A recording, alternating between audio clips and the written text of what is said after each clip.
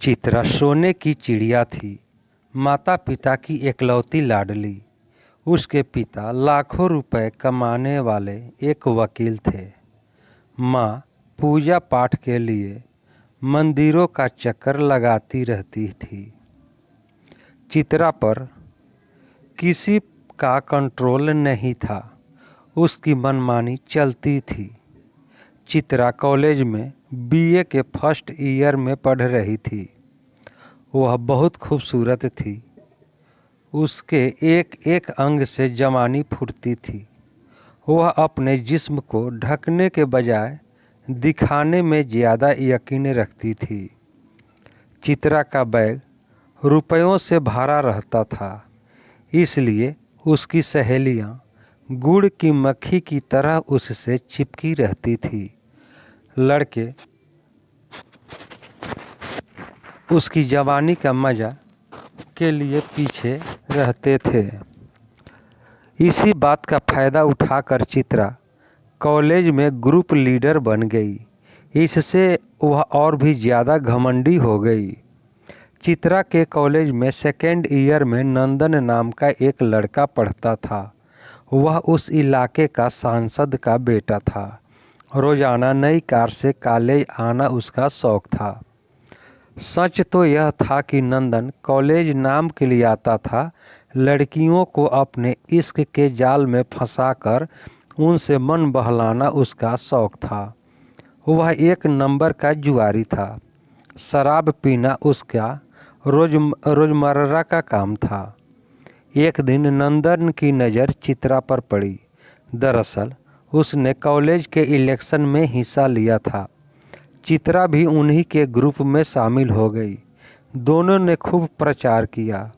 नंदन ने पानी की तरह पैसा बहाया और जीत गया।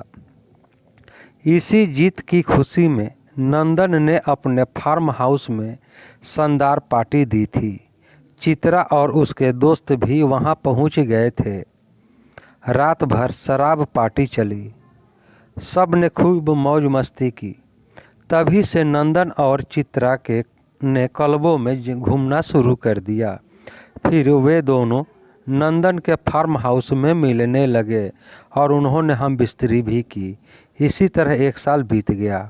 वे दोनों हवस के सागर में गोते लगाते रहे। अचानक ही चित्रा को एहसास हुआ कि पिछले 3 महीने से उसे माहवारी नहीं आई है।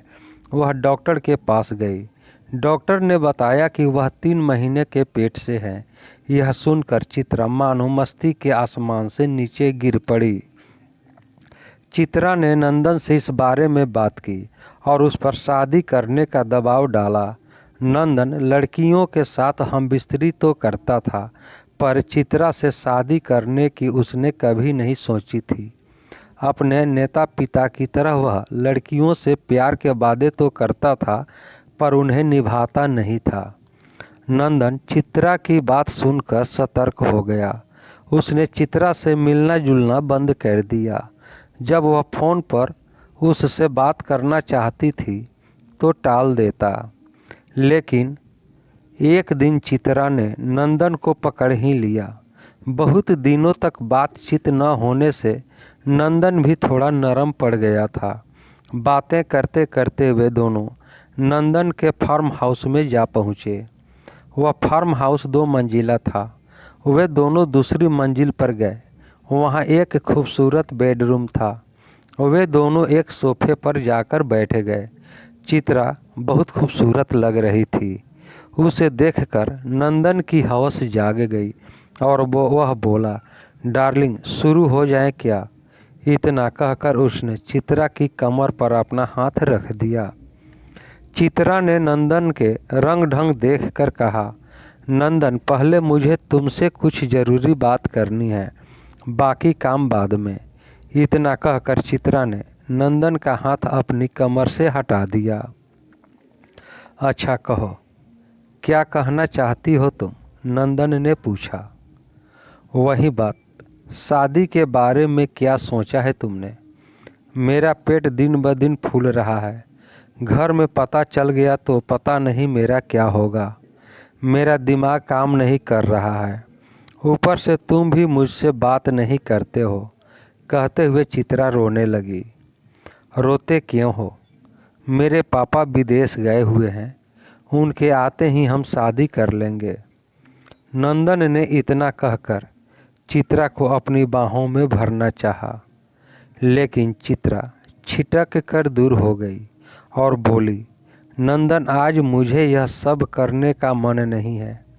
पहले हमारी शादी का फैसला होना चाहिए। हम किसी मंदिर में जाकर शादी कर लेते हैं। हमारे घर चलते हैं। मेरे पापा बुरा नहीं मानेंगे, वे बहुत अमीर हैं। हम शानो शौकत में जिएंगे। हम कोई नया काम धंधा भी शुरू कर लेंगे। डियर चित्रा, यूँ चोरी छिपे मंदिर में शादी करना मुझे पसंद नहीं है। हम सबके सामने शान से शादी करेंगे। मेरे पापा इस इलाके के सांसद हैं। हम उनकी हैसियत की शादी करेंगे। सबसे पहले तुम यह बच्चा गिरवा लो। इतनी जल्दी बच्चे की क्या ज़रूरत है? अभी तो हम पढ़ रहे हैं। मैं पूरा इंतज़ाम करा दूंगा।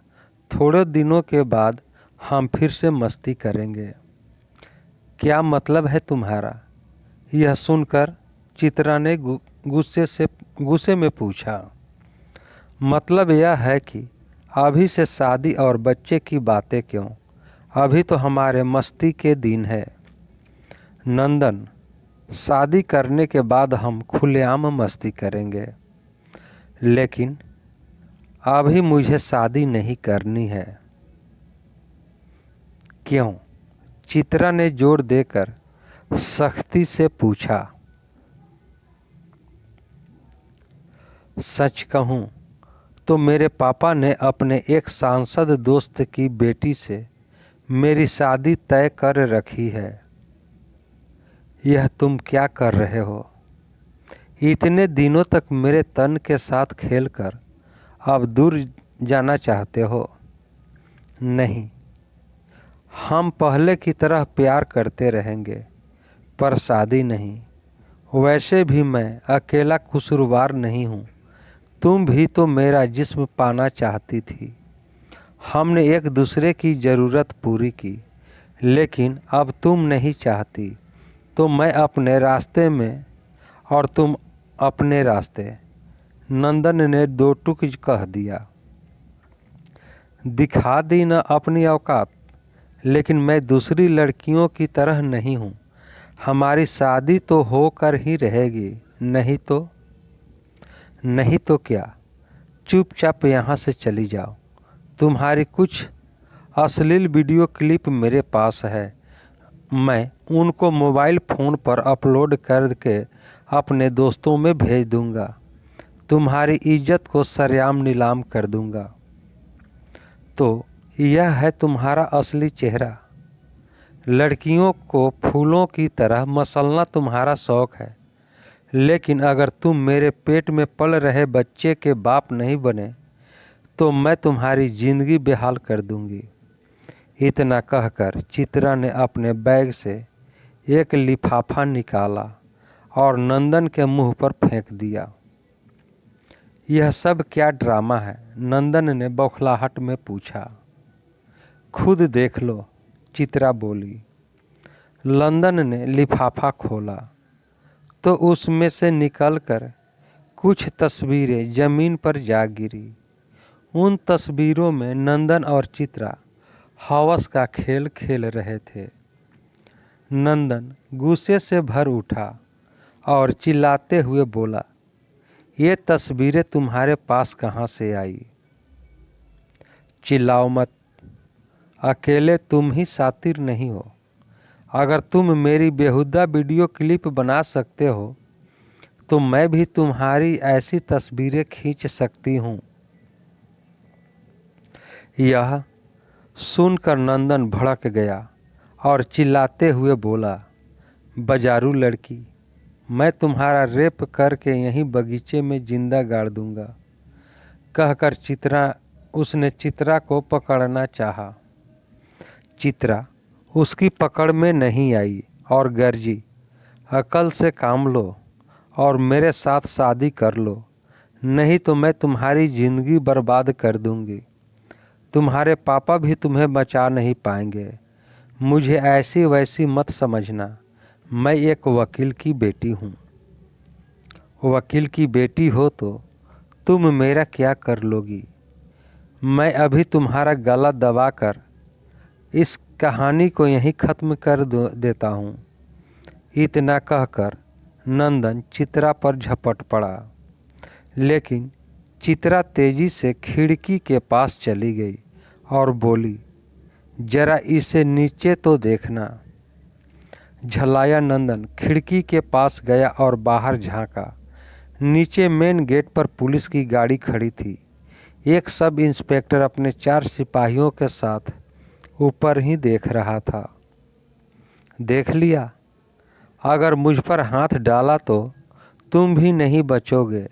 मैं यहाँ आने से पहले ही सारा इंतजाम करके आई थी।